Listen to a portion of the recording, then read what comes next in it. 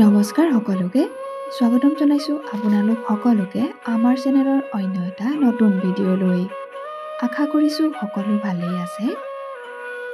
যিসকলে আমাৰ চেনেলটো পোনপ্ৰথমবাৰ বাবে চাইছে তেওঁলোকে চেনেলটো প্লিজ ছাবস্ক্ৰাইব কৰি ল'ব। সন্তান জন্মৰ আগত অসমৰ জনপ্ৰিয় অভিনেত্ৰী বৰষা ৰাণী বিষয়াৰ এটি ভাইৰেল ভিডিঅ'। আমাৰ সকলোৰে মৰমৰ তথা জনপ্ৰিয় অভিনেত্ৰী বৰষা ৰাণী বিষয়া বাৰু কাৰ কাৰ প্ৰিয় কমেণ্ট বক্সত কমেণ্ট কৰি জনাবচোন। লগতে যিসকলে তেওঁৰ অভিনয় চাই ভাল পায় তেওঁলোকে প্লিজ এটা লাইক কৰি দিব।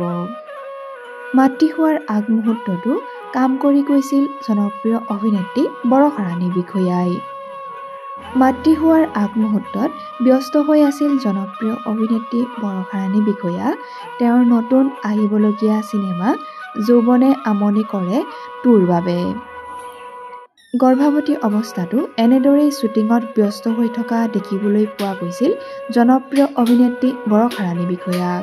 ভাতৃ আৰু পিতৃৰ সৈতে একেলগেই চিনেমাৰ কামত ব্যস্ত হৈ পৰিছিল অভিনেত্ৰী বৰষা ৰাণী বিষয়া। ইতিমধ্যে চিনেমাৰ শ্বুটিঙৰ কাম প্ৰায় শেষ হ'ল। 2025 বৰ্ষতে মুক্তি পাব বৰষা ৰাণী বিষয়াৰ নতুন আহিবলগীয়া ছবি যৌৱনে আমনি কৰে 2। ইতিমধ্যে অভিনেত্ৰীগৰাকীৰ এই নতুন প্ৰচেষ্টাক অনুৰাগীসকলে জনাইছে অলেখ শুভকামনা আৰু শুভেচ্ছা। যৌৱনে আমনি কৰে 2ৰ নতুন ৰূপত চাবলৈ সকলোৱে অধিক আগ্ৰহেৰে বাট চাই আছে।